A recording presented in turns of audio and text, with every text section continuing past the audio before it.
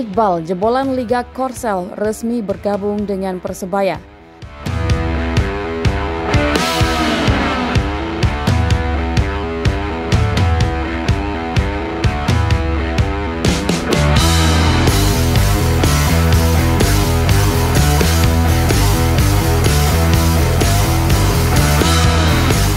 Persebaya secara resmi mengontrak Muhammad Iqbal. Tanda tangan kontrak dilakukan tanggal 3 Januari 2023 di kantor marketing Persebaya.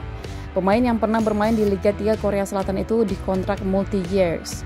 Iqbal dinyatakan tim pelatih layak untuk menjadi bagian skuad Persebaya setelah menjalani masa trial 7 hari. Dia akan menjadi tambahan opsi bagi Bajul Ijo di posisi gelandang serang. Hari ini Iqbal dikontrak dengan durasi multi-years. Semoga kehadirannya bisa berkontribusi untuk membawa Persebaya yang lebih baik lagi, kata manajer Persebaya Yahya Al-Kathiri. Sebelum bergabung dengan Persebaya, Iqbal sempat menjadi rising star. Pengalaman bermain di luar negeri ia dapatkan saat berseragam klub Liga 3 Korea Selatan Cheongju FC.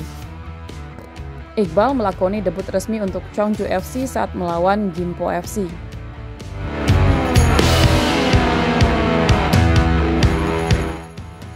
Pemain kelahiran Pariaman, Sumatera Barat ini bisa menarik minat tim Korea Selatan berkat penampilan impresifnya bersama timnas Indonesia U19 di era Indra Syafri.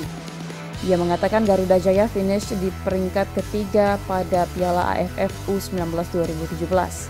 Bergabung dengan Bajul Ijo, Iqbal bertekad bisa memberikan kontribusi untuk tim.